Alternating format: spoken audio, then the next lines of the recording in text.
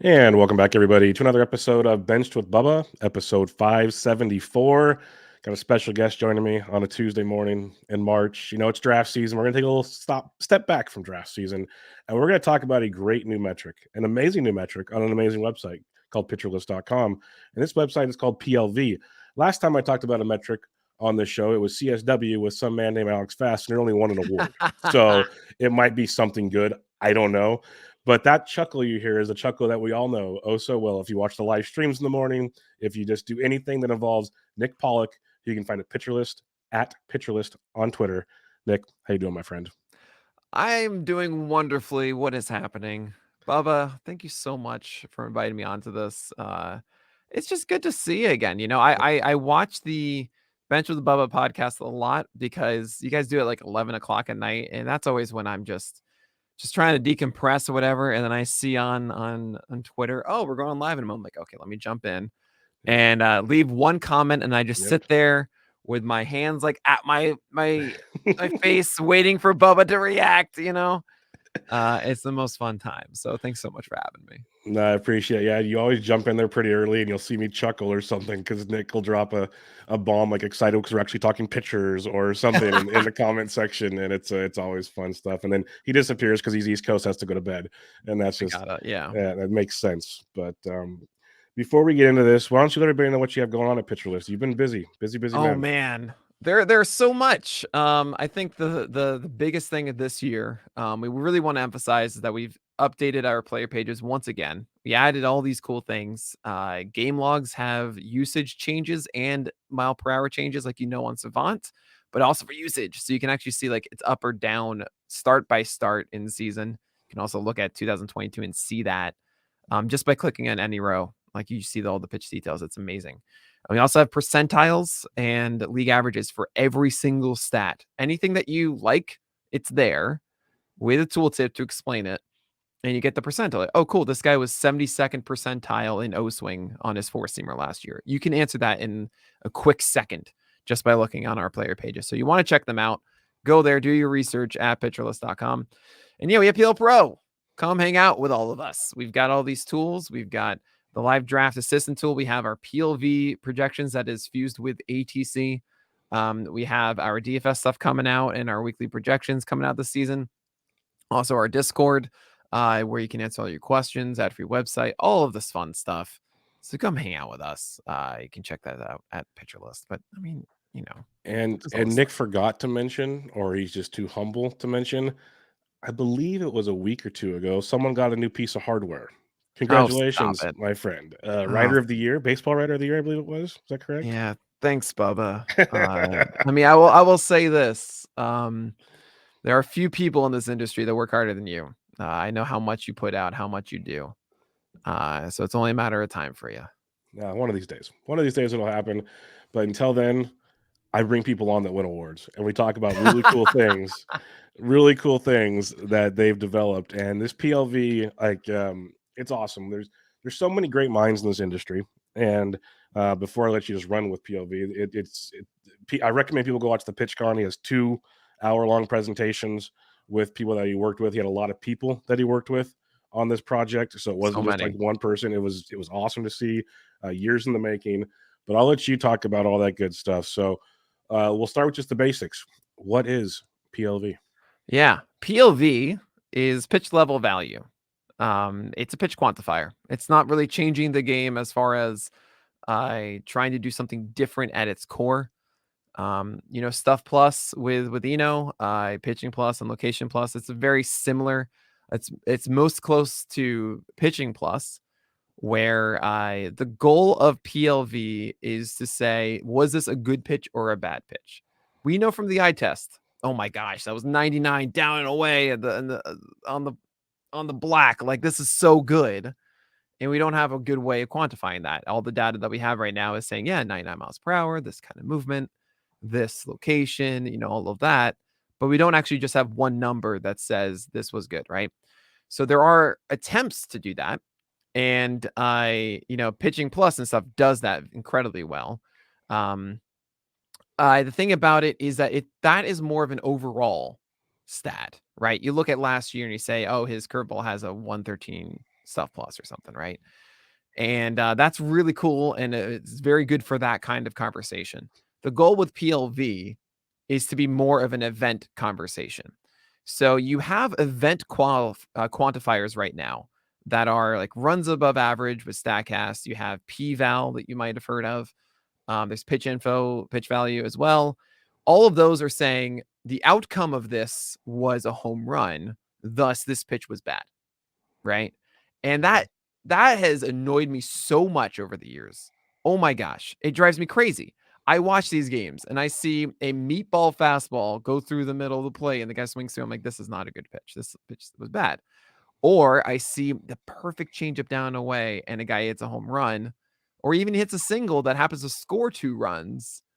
And because it scored 2 runs, because of the context of the situation, it gets a different grade than if that was a single with no one on base.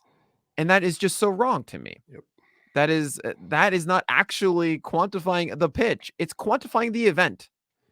And in saying that because of this event, it is going all the way back to the pitch. So the goal of PLV is to not do this overarching season long, how good, this slider is. It's more of how much is it influencing the event? And was this a good pitch? And if it is, then we can look at the event differently than we did before. And that's a really fun thing. And I can go more into detail with it, but at the heart of it, it's about looking at events differently than before by having the pitch as a proper mark and value. Yeah, and what I love about it is, and I won't reference it too often, but Bloomfield and myself, we talked about it on last week's Bubba and the Bloom with the board. It made a lot of sense to me because I just compare, like, Vlad Guerrero Sr. would hit a ball that would be 2 feet off the plate on like a sweeping slider that should have got a swing and a miss a million times by a different hitter, and he gets like Right. maybe a 2-run single, like you said, and then now it's a great hit when it's not. It's really not. It's a great pitch, and so if I'm correct, your PLV is basically saying, okay, sure, he got a hit here. If you threw it 9 more times, he's probably getting a strike. It's actually a really Exactly. good pitch. Instead of that fastball on the middle that might get a swing and a miss or whatever once, the other 9 times might be a home run, and it's a horrible pitch. Exactly. So So it's not it definitely looking changes things. Yeah, it's not looking at the result. It's Yeah. as with most of these models, it's not a regression model. It is a prediction model. It's machine learning. It took 3.5 years because of this. So many smart minds. Colin Charles was the first one engaging with me through the end. Amazing guy. Jeff Nicholas has spent so much time on this. Richard Zhang and Zach Dobroff also. We brought in Cameron Grove of Pitching Bot to take a look at it and really help us get to a point of, cool, let's take this prediction model and actually get good run values on it, right? And then of June last year, I brought in Kyle Bland to really hammer it home.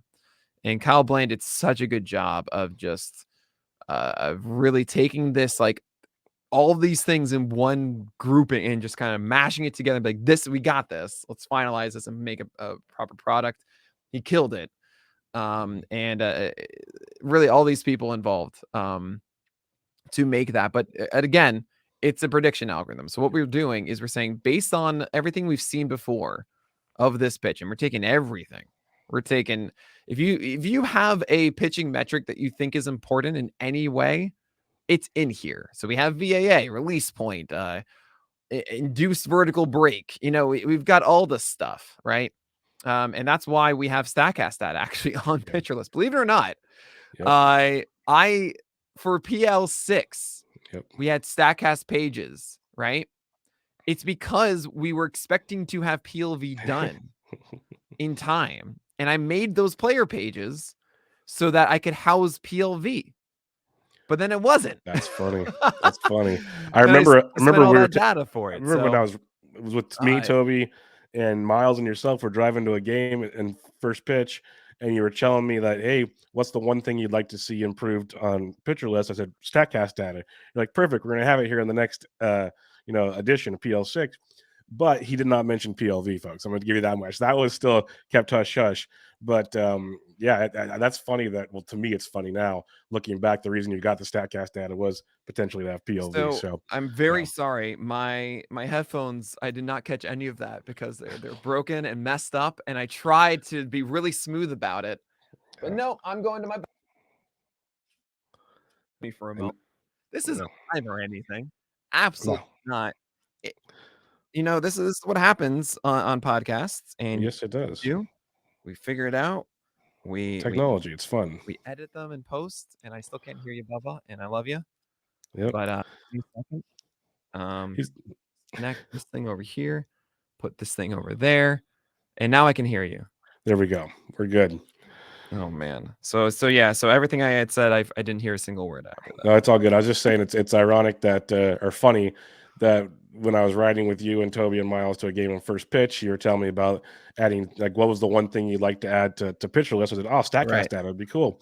And you're like, yeah, we're adding that in PL6. He didn't mention the PLV part of the No. thing here. No. And that's pretty funny that was the whole reason behind adding the Statcast, not just because it'd be cool to add Statcast. It was he had a Oh man. bigger thing in mind for that. That Yeah, was pretty and funny. it's all above board. And let me tell you right now, it is not cheap to license out Statcast data. Oh boy. So yeah, if you're wondering, like, hey Nick, like, I've seen like pitcher lists grow and everything, like, where's it? Oh, this is a little bit of that. Yeah. But it's really exciting to have all that data there and to be able to actually show this off. And keep in mind, I know it's not easy right now to access everything with PLV. Like, we have a Google sheet that has all the hitters and pitchers in one place, and it takes a lot of time on the database side to Mhm. get everything into a place that we want it to be. If there's a whole model involved that's got to be calculating, there's a lot of stuff going on in the back end. So over time, we're going to be expanding how we feature PLV on the site and on our leaderboards and everything like that. So you'll be able to access all that soon. All right, let's go back to some more PLV here. So it can be pitch by pitch. Obviously, it can just be overall for like a big chunk of time per pitch, Yep. or there can just be a grade per the pitcher in theory, right? A pitcher has his Sure. own PLV. So how would you go about maybe looking at that? I know there's charts and everything. How would you recommend someone go to pitcherlist.com and start looking at PLV? Yeah, that's a great question. So you can do it in a couple different ways.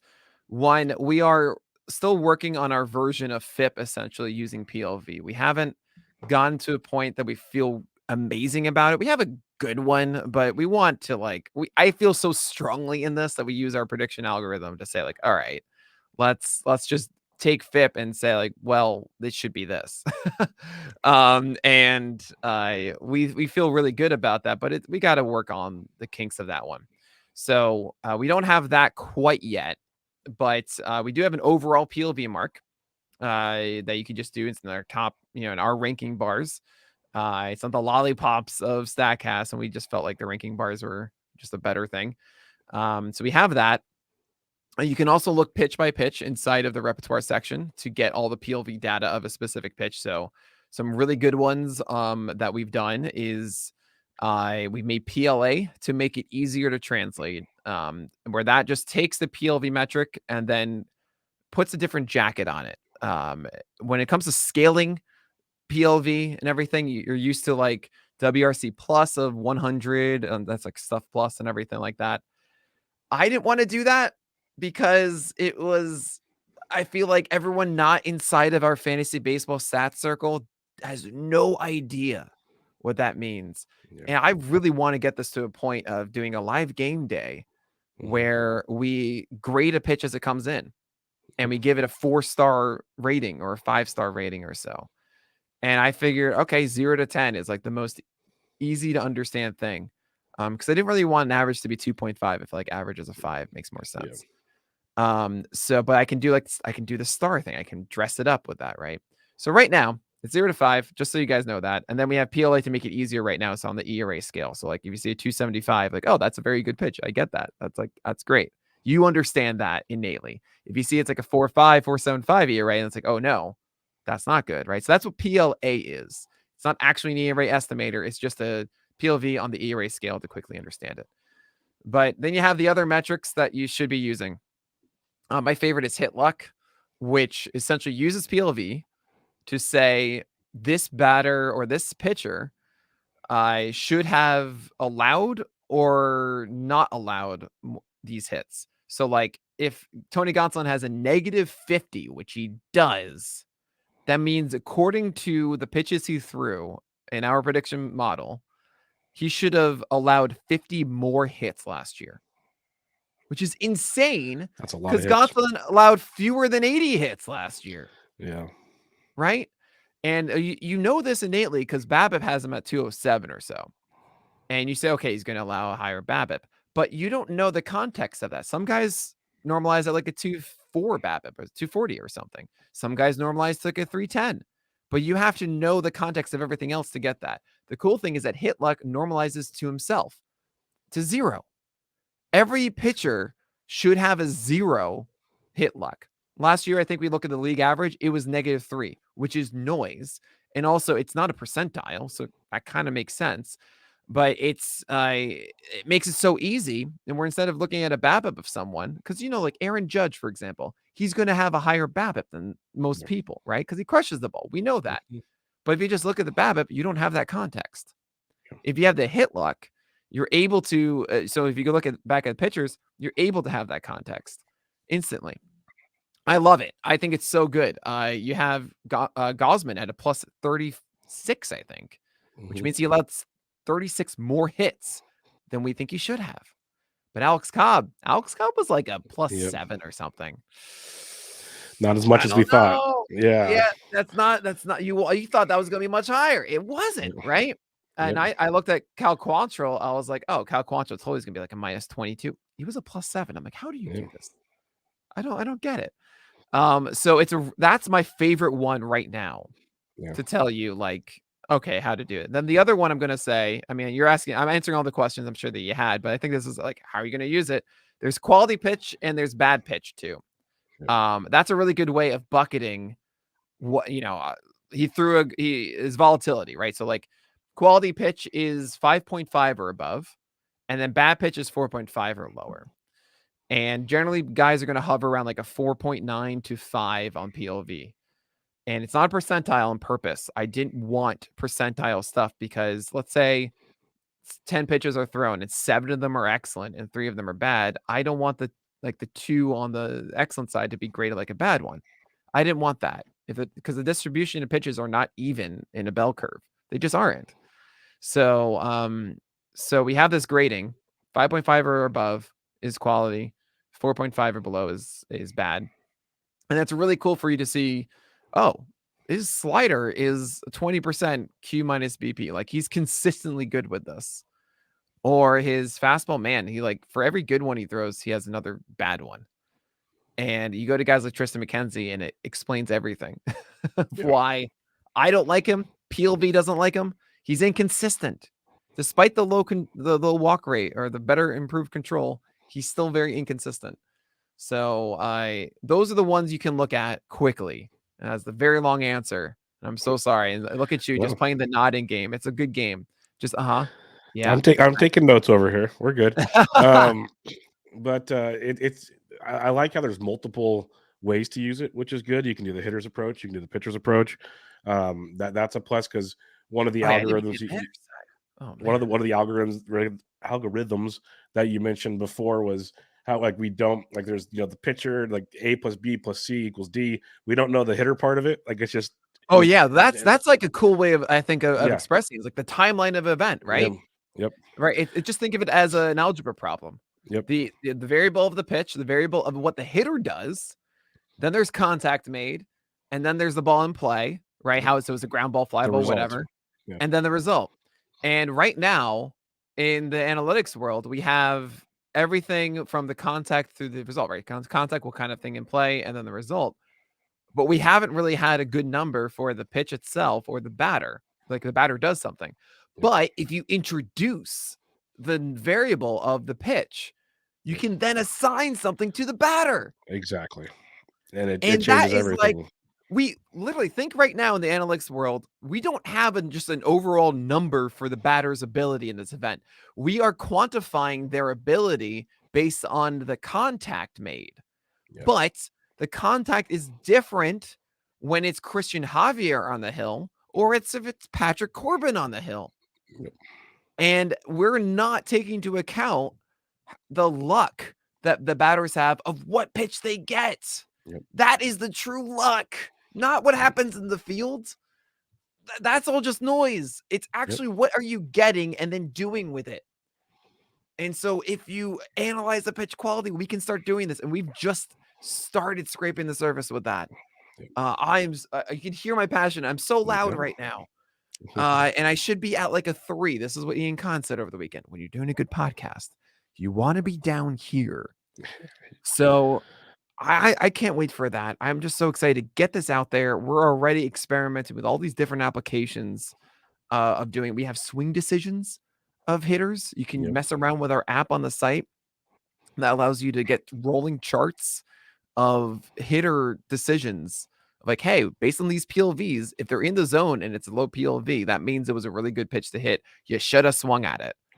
You know, if it was a really bad pitch out of the zone, you shouldn't have swung at it. Stuff like that. It's world's cool. There's a lot going on there, which I like to see, and it kind of, and that's how you can use it for the hitters, which I like, is kind of getting an angle on the PLV. It's great because it's not just one stat that's hitter or pitcher specific. You can use it both ways almost, which is great to see. Like it's more pitcher. Don't get me wrong. It's 100% more pitcher. Well, yeah, but you can use it the other way too by analyzing things. I think I've said it before. I'll say it again. I think this is a better hitter stat than it is a pitcher stat. Believe it or not.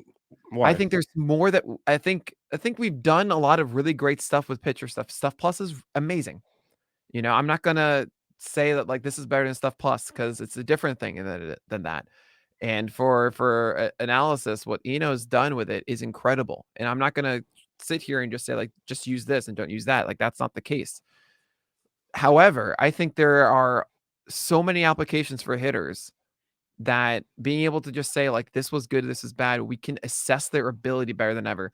My buddy Chris Weber, otherwise known as Schwebzy, put out an almost facetious tweet about Jared Kelenic this spring training, saying like we're freaking out because he has 4 home runs this spring, but look at all these fastballs. They're right down Broadway. They're right down the middle.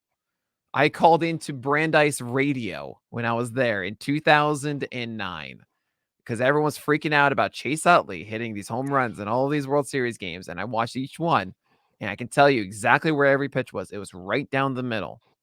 And I was just infuriated because like, he's not doing anything crazy. These are just fastballs down the middle. And PLV can tell us this. Okay. PLV can actually assess I mean, one idea we have inside of our prediction model, every single pitch's home run chance. And we backed it up by showing you the highest home run chance. It was a 33%, wasn't like 100%, but it was a 1-2 curveball right down the middle of the Kyle Schwarber, where the swing decisions are super high. Like batters are going to swing on this. It's a strike for ages. It should be a home run, and it was. And it was a really cool moment, right? Like, oh my God, it works. And of course, the one that like missed, the one that resulted in a swing strike, the highest home run chance that resulted in a swing strike was Joey Gallo swinging on a cutter down the middle. Of course. But we can do that. We can like literally add up your home run chances and like create are you capitalizing on your home run chances the most? And then look at your home run totals. Like you can do things like that. This is why I think we could change homer per fly ball rate, homer per 9. We can just say, we can just look at this and say, all right, are they home run prone or are guys doing better on home run percentages than we're saying, right? Would we need to incorporate like park factors and stuff into that or no? Oh, absolutely. Yeah, no, we can't. Yeah. Yes. Yeah. That's involved when it comes to the outcome assessment. Making sure. Okay. Oh yeah. Yeah. Park factor is very important there. Okay, cool. Well, I'm excited about it. That's why I wanted to have you on. And I know you said you have your kind of, PLA kind of gives you an ERA, kind of an angle towards the ERA department. Just more of a scaling of the individual pitch in a view of it. It's only for assessing like how good the PLV is. It's not ERA predictor. It's not estimator. It's just a scaling. But how do we eventually see this being an estimator or a predictor? Right. Because I feel like it's So, going that oh no, we're direction. working on that. We're working Oh, on I know. PL. I'm setting you up. This is what a good host Yeah, does. yeah, it was I love it. It was funny talking in Florida to guys, I mean, I'm talking to him about PPERA, and we avoided, I originally had it as a quality pitch and a poor pitch. I just didn't wanna say PP percentage. Yeah. Yeah, not too many times. I really didn't wanna say that, so, we made it BP. Ellen Adair was like, "Call it bad pitch because it's like BP." It's a bad Yeah, pitch. It's like, batting batting practice. practice. I thought that was brilliant. So there you Yeah. go.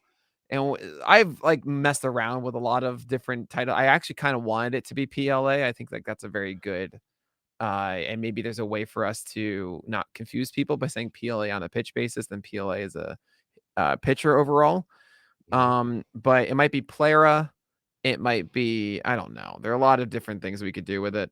Um, but yeah, we're working on that one, and it makes all the sense in the world to make just pretty much a replication of FIP, but utilizing all of these factors. At some point, you'll see it. It might be more of an off-season thing, just like, all right, by like October, November, we'll have that on our pages. But we know that that's there, and that's what's really exciting for us is just to say, like, look, this is the thing in the direction that we're going. I don't need to be the one to like actually make the applications. Mhm. To me, it's about here's the seed, everyone. This is like the idea that we should all have. We should all be doing this. And to say like, cool, we have our first one. We have our projections built on it. We have our DFS projections built on it. I am not trying to patent this idea. I'm not trying to like say like you can't do this now, but I do like to say like, hey, I'm the public space. Like Yeah. I want to push everyone to do it. I want these things to exist. They didn't exist before, and I want everyone else to like go and make it and be like, see, Yeah. this is what should exist. Great. Let's be better analysts now. There you go. What's a good sample size to you? So 275 pitches is Okay. what was where it stabilizes. And this is actually a really interesting conversation because I gave this presentation next to Enosaurus, talking about our pitching models at First Pitch Florida, which by the way, how did I get here? Yeah. Sitting next to Eno comparing pitching models. I'm like, but Stuff Plus is okay. Um, but he made a fantastic point about why he separated stuff in location because stuff normalizes or it gets reliable 18 pitches in. Like there it is. And that makes all the sense. Like you throw the thing, it moves this way. Like that's what it is. But location is so hard. That's the part of pitching that is the most difficult part. I mean, once you get to a certain threshold, like Matt Brash, he closes his eyes. That's what I say when he pitches. He just throws it down the middle and just hopes it goes somewhere, right? Yep. So he's trained the ability to make the ball do something, but now the actual skill of replication of location is so hard, right? So that stabilizes for him around like 300 to 400 pitches for location plus. Because we're combining stuff and location, we get a little bit of the benefit of the stuff stabilization. So we get Yeah. to 275 is for us. It does make it interesting that maybe at some point I'll separate out PLV to be more stuff location to say like, hey, like PLV stuff, Mhm. likes this, but like that's a different conversation. Yeah. That is not the goal for us. The Mhm. goal for us is to be saying, is this a good pitch or a bad pitch overall so that we can have that extra analysis, right? Yeah. So that's I think a very important distinction that I really want to make because I know all the comparisons are going to be there between Stuff Plus and PLV. I know it's obvious pitch quantifiers, but remember what the goal is here. It's a different conversation we want to have. You're using 3 years of data, 2020, 21, and 22. How do you differentiate? Because we've had different baseballs, we've had different everything. Oh boy. How does that factor in for you? No idea. Okay.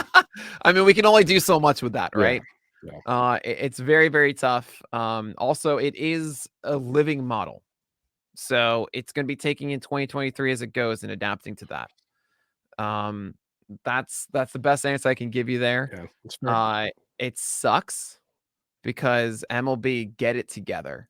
Yeah, You know, we were talking about it in Florida, and I think someone said, "Hey, what kind of baseball is going to be?" And they said, "I don't think MLB even knows." no, I don't think so either. Whatever shipment they get, they just Yep. gonna do. My hope is that it's the Goldilocks ball, right? Yeah. Like they did their testing, they figured out this is deadened, this is juiced. Like here's the middle ground, this is good, and they just go with that. Maybe it's like the second half of next year because they already ordered some other one. I don't know, Yeah.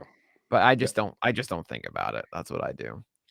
Another thing potentially is, and maybe it doesn't factor at all, but as pitchers, as you obviously know, as from 20 to 21 to 22, they might have pitch mix changes, they might have different pitching coaches, they might have, they went to drive line or they did this, that, and the Oh other. yeah. How does that stabilize out through this whole thing?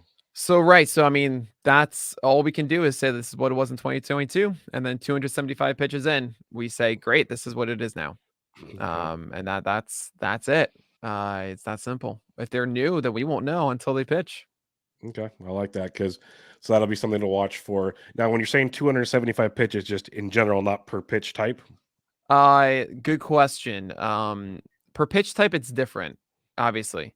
Like, I mean, I think it's generally around that mark. I think there's certain pitches I have it somewhere that where they stabilize per pitch type.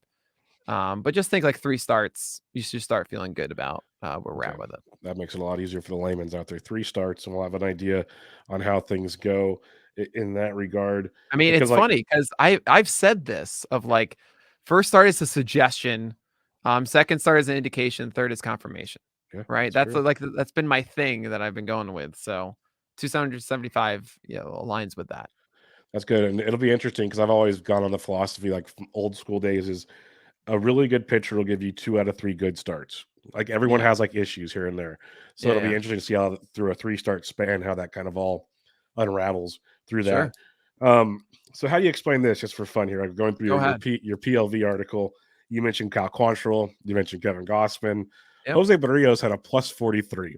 Yeah, I How know. do we analyze that as a person going, he was so god awful last year. Yeah. It was so bad, but he had a plus 43. Should we be optimistic type situation?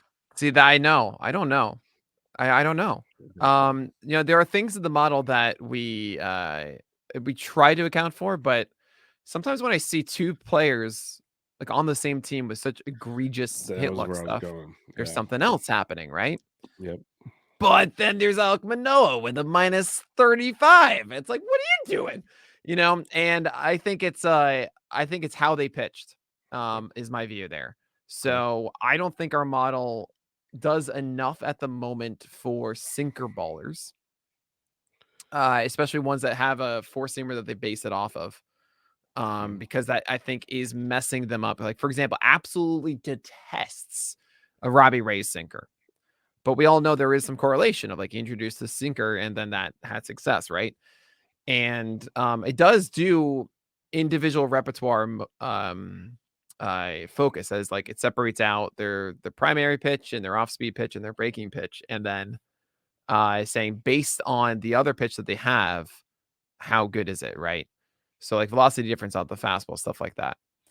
But sinker to four seamer, I don't know if that is incorporated enough. And I think that's why Alek Manoah's was a negative as much as it was, because I think there was something to be said about Alek Manoah having like a 19% swing strike rate on his four seamer against right handers. And then the sinker getting thrown in there and that's throwing them off. Right. And it's in creating that weaker contact on it. Alek Manoah's hard contact rate is really low. And we are like, wait, that shouldn't be right. But I think that's why there's a weirdness. However, Jose Barrios and Kevin Gossman, sure, Barrios does throw four seamer and sinker. I think it's not to the effect of Alek Manoah's. And Gossman just throws a four seamer. So I think the four seamer, I did all my analysis before looking into PLV on Gosman and was like, this four seamer gets crushed. 37% hard contact against lefties, 40% against righties. That is something we should be aware of. Um, and I do wonder if we all those stuff models and all of our PLV is saying like the four seamer and the splitter are stellar, but there's clearly something that isn't getting picked up on here. Maybe it's the defense of the Jays. Maybe it's the situation that they're in. with the turf. Maybe Alek Manoah was able to finagle it because a sinker and four seamer play off each other that well, and the slider is just that good.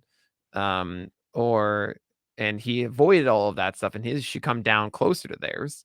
I don't know. I think I've found myself just avoiding Toronto pitchers just for this reason of like, I have no idea how to translate it. Yeah. And I don't like dealing with haze as much as I can. So Another that's what I got right now. Another thing I was kind of perusing, obviously, people, if you want to go look at his article, what is PLV? There's a link to the Google sheet you can make a copy of all the awesome PLV stuff. I've just been perusing that, and there's a hit luck column. There's all the other columns: bad pitch, QP minus BP, all that kind of stuff. But one thing that really stood out to me, Nick, for most of them, obviously Gossman's the 33. There's a couple here and there, but the elite pitchers, the minus hit luck is huge. Like Strider Yeah. minus 34. I love to see Woodruff with the minus 50 or minus 40. Christian Javier minus 50. Zach Gallen 52.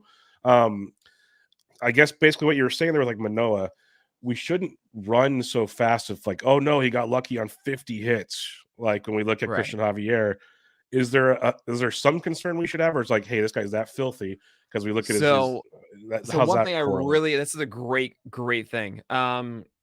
One thing that we're trying to figure out, and is the hardest part of this, is extremes are going to mess up every model. Because when you're modeling, what you're doing is you're looking at other instances and you're attaching outcomes to them, essentially, right? Things that have certain shapes or velocities or locations or whatever. And based on how that's worked before, this is good or not. I mean, that's at the very core of what any of these models do, is that. And you need data points of these things existing before to give you an answer. And with all these elite pitchers, they all have different things that make them elite and an outlier. So, like Corbin Burns has a negative 36 because somehow his cutter is like, we don't know what that's like with anyone else. Mhm. No one else has that. Christian Javier's four seamer is like a unicorn. It's such a low velocity, yet it's an amazing induced vertical break, and it just works for him. We have Zach Gallen's ability of doing those changeups down and the curveballs and stuff. There are all these elements to each of these guys. I mean, Sandy Alcantara, we can't translate because Mhm. who else throws like 93-mile-per-hour changeups like he does? True. So Spencer Strider doing what he does, and so on and so forth. So for the extreme guys, guys are doing weird things. It's harder for us to translate it, and it might be a reason for Kevin Gausman that we are weirded out by it as much as we are.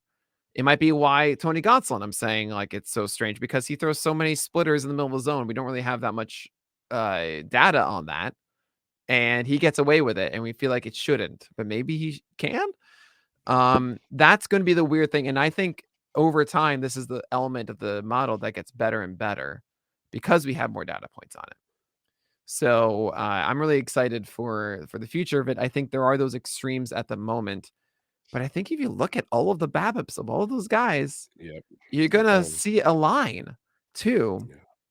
yeah. Not to mention, with Sandy Alcantara, you see minus 36, you lose Miguel Rojas, you lose the shift. I mean, the shift, honestly, I think is being overplayed of how much Yeah. it's going to affect guys. Like we've seen aggressive things with this shift, like the shortstop pretty much right at the second base bag. You have a second baseman who's deep on, as far back as they possibly can on the dirt. You have first base as far over as they possibly can, all that kind of stuff. So I don't know if it's going to be that much of a ridiculous thing for Sandy Alcantara, um, but yeah, it's hard to lean too heavily right now into all of the hit luck stuff. But I'm just so excited to see this continue to evolve and move forward in that Yeah. direction because it makes all the sense in the world. And then a couple other things just to kind of clarify, I guess. You mentioned quality pitch, bad pitch, stuff like that. Not all bad pitches are created equal, is what I guess I want to say. Like Sure, sometimes yeah. a bad pitch is good because, like, if you look at Corbin Burns, he has like a almost 34% bad pitch, or even higher than that. So his QP to BP is very low compared to other guys. Now, that doesn't make him a bad pitcher, obviously. So I just Right. wanted to like point that out, looking at that number as well. Like, I guess just take everything with like a grain of salt, like analyze the whole situation type thing. Yeah. Yeah. PLV doesn't like Corbin Burns' cutter because it's not in the zone. Yeah. And it gets these swings that it doesn't expect because it's so strange. Yeah. Corbin Burns as a whole has like a 38% zone rate. And if you don't have any reference point for that, generally guys are like a 48%, something Yeah. like that. You know, I Big remember seeing difference. Kenta Maeda at like 41 overall. And think of like if you, if you're just pitching and you have a sub 50% zone rate, theoretically you walk everybody, right? Theoretically, you do. Theoretically, yes. So it's pretty funny. And seeing like 38%, it's like, wait, what? No. So it's pretty hilarious. I mean, I guess not like, because you get 4 balls of 3 and stuff like that. So Yeah. it's really like 45%, but it's still 38%. It's like, wait, what's going on here? How does he do this? And PLV kind of freaks out about that. So bad pitch percentage, I imagine. Yeah, it's hating that about Corbin Burns. Another question, I guess, and maybe it's just kind of all balances out in the wash. Like, as a pitcher, say you're in a pitcher's count, and you're 0-2, 1-2, whatever, you might throw one away. You might just throw a Right. pitch out of the zone away, and it'll maybe quantify as a bad Mhm. PVL, but it actually is a great pitch in the grand scheme of things.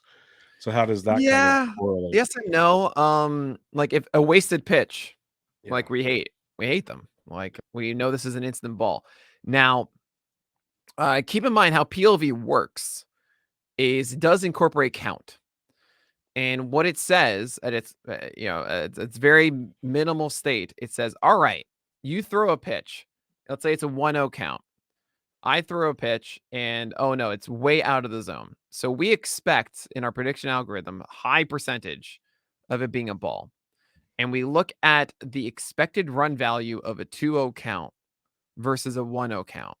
And we assign that difference from the 2-0 to the 1-0, that run differential to the pitch, and that is the PLV.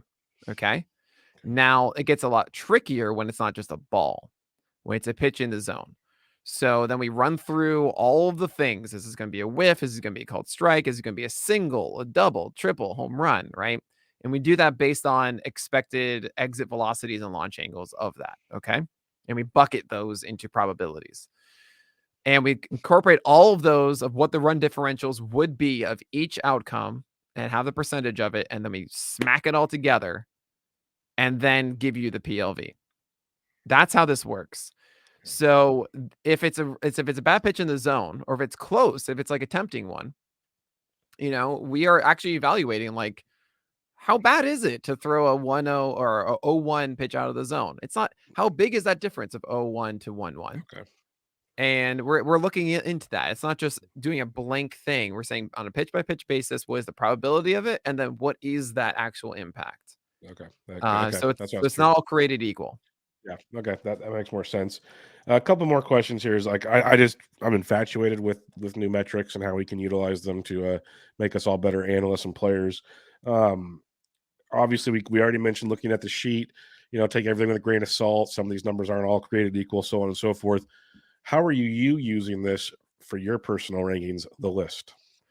Yeah, I mean, there's certain guys that I'm like, well, maybe I should be more in on them. Like I've been a little bit more in on Hunter Green and Drew Rasmussen because it's just saying like, dude, these guys are insane.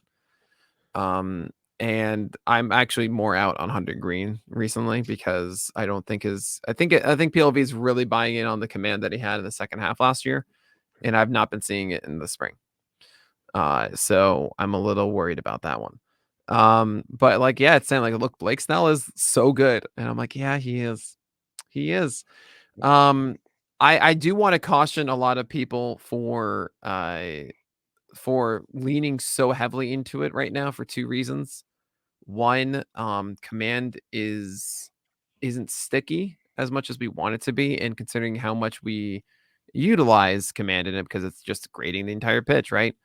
It is hard to lean so heavily saying that this is the same command we're going to see next year, right? Um, I think ultimately it's going to be more of a hitter tool for next year than a pitcher tool.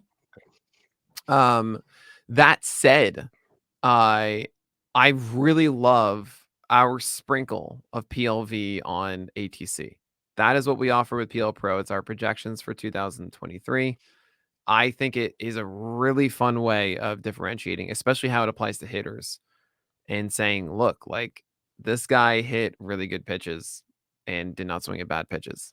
That is the biggest usage, I would say, is hitter projections for next year. Not as much on the pitching side, which also means I still have a job. So that's good. And just listen to me when I say on the list instead of this. But yeah, don't get too wrapped up in these marks right now. It doesn't hate Dylan Cease as much as I thought it would. I'm really Well, upset about that. and you kind of hit on one of the big things I was looking at is it kind of makes certain players stand out more to at least maybe look at and go, maybe I should be more interested, maybe I shouldn't be more Exactly. interested. Right. So it like just kind of brings a whole new light to things. Where even when I said I quickly was scrolling through, I'm like, But wow, man, wow, where did this you guy come know, from? most of these things also, I think a really fun way of doing it is looking at pitch type and also at appearance. Appearance is a really fun one where it just says like, what's the total PLV of these starts and like who had the highest ones? And it's like all this Shohei Ohtani's in there. You have like the Grom in there. You have a Hunter That's Green really one. cool. Then there's a Chase Anderson. Yeah, where did And you it's come like from, Chase? Chase had like this start and it was just stupid good. And it's like, you know what? I'm glad we could give you that. But Steven Matz was in there. Well, PLV let's really likes talk. Steven Matz. We want to talk about what a person that you mentioned many times in your presentations. It really likes Keegan Akins. How's that going for you? Yeah, I know. I mean, reliever. A lot of relievers highlight here, and that's I another thing to mean, probably that's why keep they're a people in mind. reliever. Yep, Relievers can go max effort. yep, So those pitches are different than starters because those are in a smaller sample where they can be at their best ability, right? yep, I mean, we all know Peter Fairbanks, otherwise known as Peter Stairbanks, is stupid good, but he's at the top of this despite 24 innings, though. Emmanuel Clase, one of those outliers. You know, we talked to some people very well versed in the industry, and one of them, you know, talking about this model, and they saying like, "All right, so how'd you deal with Emmanuel Clase?" We're like, "Oh boy." You know, because when you make a model, like there's an outlier. What are you yep, supposed to do? You know, yep, and I mean, Munoz, though, is at the top of this. I mean, then there's the Grom, and it's like so validating. Like, we know this. yep, And there it all it is. So guess who's number 10, though? Number 10 in PLV. yep, Zach Wheeler, baby. Let's go. yep. I love it. I'm a big So Wheeler fan too, so I love I when I don't care that see you're at stuff loud like. 7 runs. Lower that ADP. Yep, yep. It's all good. It's all good. I'm a fan of that. Couple more things for you here. When do we expect to see this on Fangraphs and Savant like CSW? Oh, I'm just kidding. stop it. Stop it. I mean, that the thing about CSW is I discovered that one. That one's hilarious to me. Yeah. And it's so simple. Anyone can just like, here you go. It's this plus I this hate divided saying by that this. though, because then it downplays what you and Fast did to me when I say it's so simple. Because on paper it is, but you guys still have to put the work in to make it happen. I mean, yeah, so I came up with that thing and I saw and I was utilizing it and I believed it. I like the fun part about it for me is I do the roundup every night and I notice I can just innately follow trends because I'm just doing it and I just have a internal clock, I guess, of it or whatever. And but Fast isn't, you know, Fast is like, well, I don't believe you. I'm like, okay, that's fine. So, and he's like, well, okay, I'm really curious about this. I'm going to go like, I feel like we got to put out an article on this. Like, you should do that. And I said, like, I don't have the time. Can you please just do all the work for me? So he did, and he killed it. Like, and he proved everything that like I was doing. I remember actually, I had my own internal metric of 30% was like the point of if it's above 30%, good stuff, right? Below 30%, whatever. And Fast said, you want to know what the league average is of CSW? It says at 30%. He said, it's 29. I was like, yeah, that's what's up. There it is. Bingo. But yeah, I mean, that was, I'm so thankful to Fast putting in all of that work and allowing it to get any sort of attention. And but at the same time, it is that simple. This is different. I can't like this is an actual black box model, unfortunately. I can't just completely open it up. I want to give you guys as much data as possible. Yep. But yeah, on Fangraphs, why do I need to just come to Picture List? I There's know. no I'm just need. kidding. I'm just kidding. Um, I guess this will be my last question, unless you say something that'll get me going farther here. Um, You mentioned it in the presentations. Kyle and the others mentioned in the presentation as well. What is going on for PLV or PLV 2.0? Oh man. So there are elements of pitch design that I think if you guys look at what makes a pitch a curveball or a four seamer, um, it's really hard to define it. I mean, you see like Savant now doing it like a sweeper and now introducing two seamer again. I'm like, you Yeah. guys are killing me. So we want to really just look at a pitch and try and like define it by its own self as opposed to a pitch type that we're giving to it and bucketing that. No, actually just individually. That's a huge thing we want to do. I want to see if we can include defensive metrics better in some way as well and kind of our hit predictions and whatnot. I'm curious about that. Like sometimes when I look at hit luck, I'm like, well, that's because of the defense or not. I think that's a And very good point. I want to be able to say, okay, we are incorporating this hit luck also based on who the defenders were at that time and generally what their percentages are of success or failure. And I think that would be a very interesting thing. Same, of course, park factors. I mean, we do incorporate park factors to a degree, but I feel like there's always something you can do better with park True. factors. But I mean, there are, and always just kind of fine tuning here and there, saying, okay, you know what, we think that this is a better thing for us to lean into, or more things will get introduced as data points for us. We can fine tune it. There's going to be an updated version next year. Yeah, just really excited to keep working away at it. I mean, really, again, this is the seed though. What's most important when you say 2.0 is what are the applications? What are the things we're actually doing? And I really do believe it's more on the hitter side again of sure we'll have an ERA estimator. Sure we'll have that home run per nine replicated in PLV and stuff. But in the hitter side, swing decisions, trends that we can quickly assess. We have a thing called hitter performance. We expect a hitter to perform at this level Mhm. based on the pitch coming. Are they getting worse? Are they inducing worse than we expect or better than that? Right. And you'll see a lot of them, a lot of the stud pitchers, they're getting worse performance from hitters. Is that sequencing?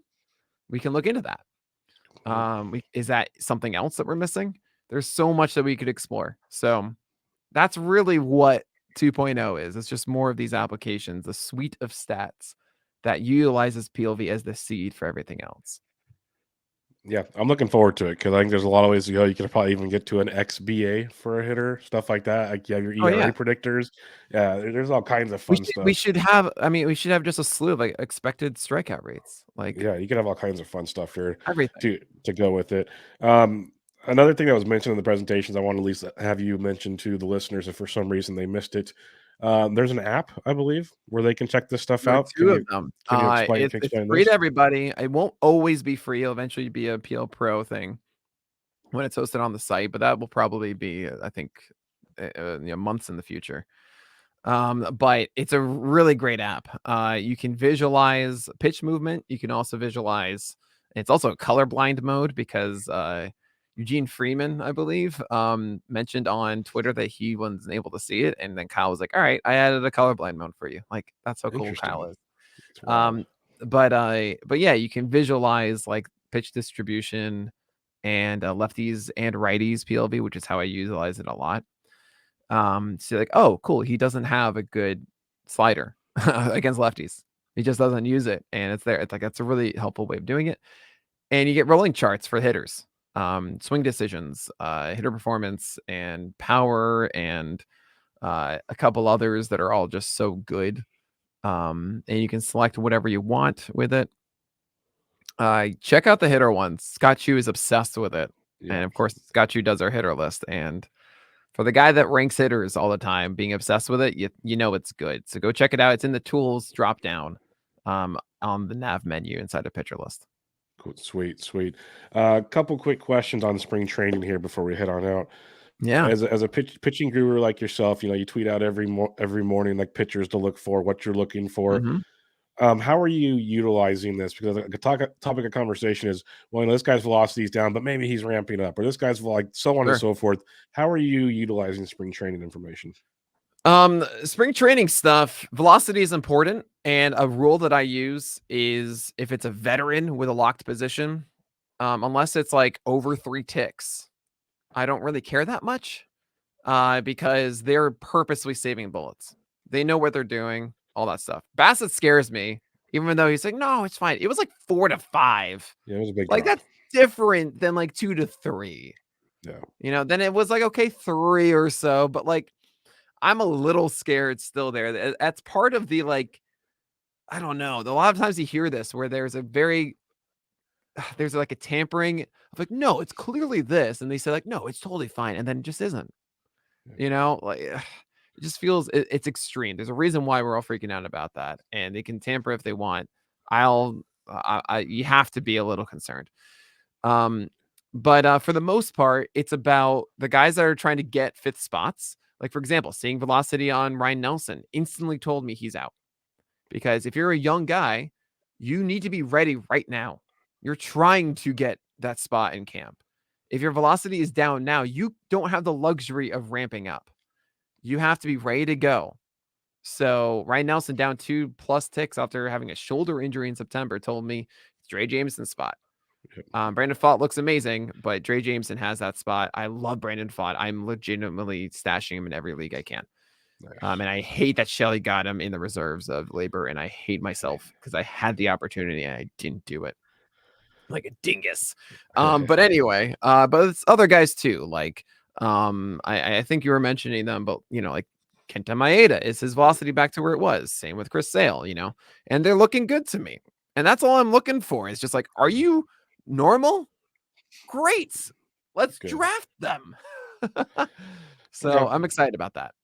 Yeah, that's just my biggest thing is because everyone, like you see it on Twitter, like guys are overanalyzing this or this, and like, there's so many hot takes on it. So I was curious on where you were going with the pitching side of Be things. careful with increased velocities in the beginning, because if it's like 1 or 2 innings, like they're airing it out. Yeah. But if they're now up to 50 pitches or 60 and still having the velocity, then we're talking. Kyle Bradish was up like 2 ticks in the first one, back to normal in the second one. Yeah.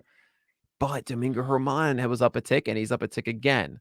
Davy Garcia is up 4.5 ticks and threw 40 fastballs. I'd love to see Davey get a over chance 30 again. fastballs. That's interesting to me. You have Eduardo Rodriguez sitting 2 ticks higher. He's up to 93 now. That he hasn't been at 93 for a very long time. Are you in on Erod this year? As a sleeper, he's not getting touched. Okay. Yeah, He's not he's getting very, very late in drafts. That is true. And like, wait, he's throwing 93 now. He's not 91. He was like 91 last year. Yeah. He was at 92.5 for every other year. And he was at 93 the other day with like a good amount of pitches. Like, that's fascinating. Spencer Turnbull's back to normal on his velocity. That's good to see. Yep. Actually, in some ways was higher from what I understand. And then you have like, you have new pitches too. Don't get wrapped up in a new pitch. Really don't. The rule of thumb is if it's a slider, you can pay attention. If they don't have a slider and they're starting introducing one, pay attention. That is Freddie Peralta. That is Tyler Glasnow. Those are the guys that added sliders, and it made a big difference for them, right? Alex Cobb added one, apparently. Oh, boy. Because he needed another strike pitch, and that's a huge deal. Here we go again. I might be in now on Alex Cobb because of that. But then I hear about the splitters of Robbie Ray and Logan Gilbert and the changeup of Brady Singer. I'm like, whatever. I don't really care about those. So yeah, I guess we'll have to. We'll see. It's interesting that I've never heard someone say slider only, not the other pitches. Because again, people get excited because it's spring training and we're bored and we need baseball. We'll wrap it up there, my friend. As always, it is a pleasure. Final thoughts: PLV, Pitcher List Pro, all the good stuff you got going on. Oh man, I mean, yeah, come join us on our Discord. It's the best Discord there is. But yeah, I mean, just come to pitchers.com. Putting on my ultimate draft guide later this week. Ask me all the questions you have about PLV. But yeah, I mean, Bubba, this is such a blast being a part of the show. Everybody listening, go rate and review Bench with Bubba. If you haven't already, what are you doing? I You appreciate it. should You're too kind. go and do that. Oh, come on. Too No, kind. Too kind. everyone should be doing the amount of work Bubba puts in is insane, and, he absolutely deserves all the love, so thanks for having me, Bubba.